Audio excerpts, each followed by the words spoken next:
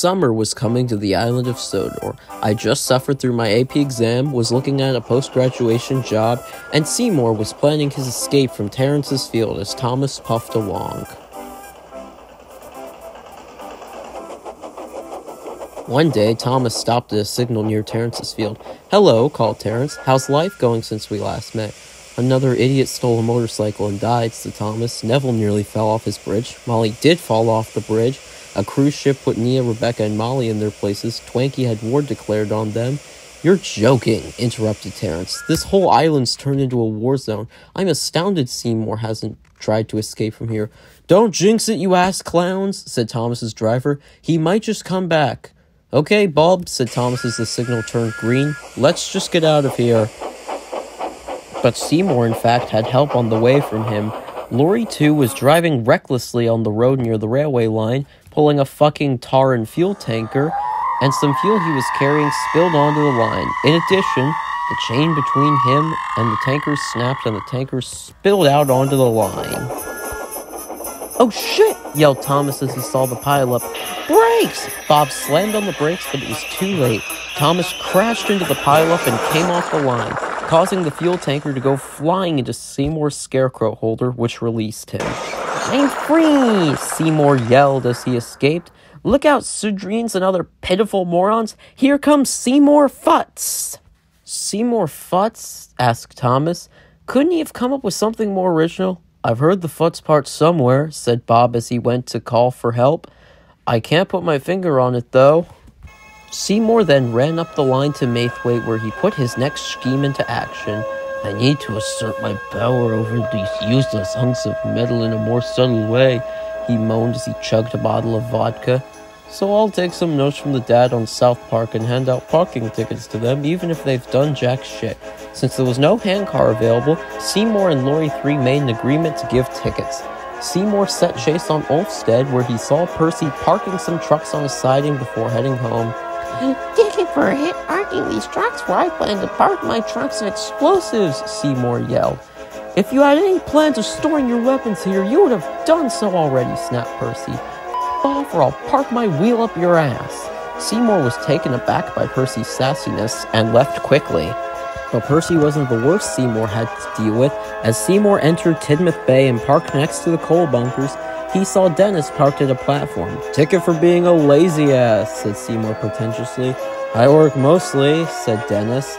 "I can have lazy moments if I want, Pumpkin. The only lazy thing being done here is you not thinking about why you have such small balls. He thinks he can mess with me," fumed Seymour like a child as he tried to force Dennis out of the way with Lorry 3, only to run out of gas. "Looks like that lorry's not the only thing that's broken," Dennis smirked.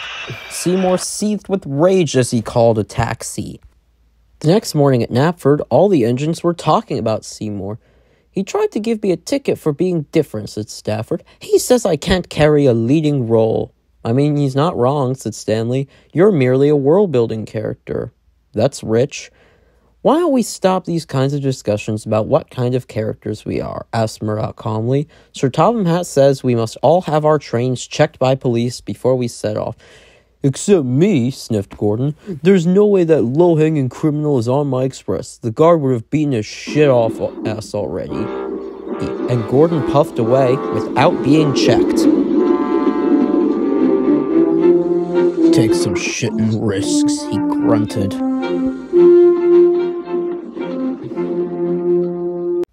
Gordon continued on down the line. Unaware, Seymour was hiding in a suitcase in one of his coaches. As he started climbing up his hill, Seymour texted Bulgy, ready to put his plan into action. "Dare I say it," grunted Bulgy, "your previous plans were better than this. You have the edginess of a pool noodle here."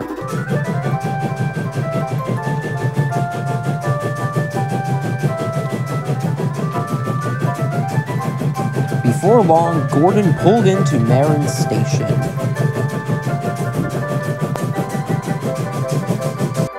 "Onward!" yelled Seymour after he climbed out of the coaches and got into Bulgy as he sped off without a... After an hour, they approached Croven's gate. Upon getting to the narrow gauge section, Seymour was greeted by Sir Handel. Well, if it isn't Seymour Futz," said Sir Handel sarcastically. "Want to be my partner and we can ticket these losers?" Seymour offered. "You're an embarrassment," responded Sir Handel. "I'd rather stare at Duncan's ass than to work with you." "Whatever," snapped Seymour. "Keep evading taxes, Greg Heffley." Sir Handel rolled his eyes as his driver came back. "You're being ticketed for failing to submit to my orders," yelled Seymour crossly. "Keep telling yourself that, sweet child," Sir Handel snorted as he puffed away. But that didn't stop Seymour. While he was outraged by Sir Handel's insolence, he soon set to work. He jumped into one of Rusty's trucks, who took him to the wharf unknowingly.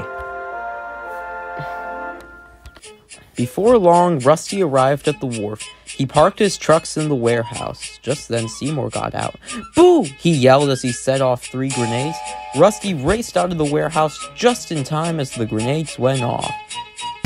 Stone and wood ricocheted across the warehouse. Luckily, no one was killed, but Rusty was outraged. "You foolish drunk!" he scolded. "What do you want from us? Giving tickets to you all is ineffective, so I have a new way of asserting my dominance, brother. Look out, you useless hunks of scrap!" Alarms went off around the wharf as Seymour started wreaking havoc.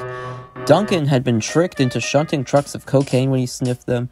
"It's cocaine," he yelled. "I need to get it." And he shunted the trucks faster down the line. He smashed into Duke's train head-on, causing cocaine to explode everywhere. "Are you turned on by some drugs like I am, Dookie?" cheered Duncan as he snorted another line. Duke frowned in shame as he went to go look for Peter, Sam, and Sir Handel. "We've got to stop him somehow," said Rusty to Skarloey. "Someone else is about to do that," smirked Skarloey, as he saw Lorry 2 speeding recklessly through the wharf when he catapulted off Lorry 3 and smashed into the crane Seymour was in.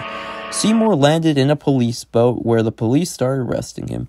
"Your attempts to wreak havoc on this island are cute," said a cop as he cuffed Seymour, "but you only even try to do so because you're a horrible alcoholic." And they drove away, but life was far from becoming dull again for the Skarloey Railway, as an old friend was coming back.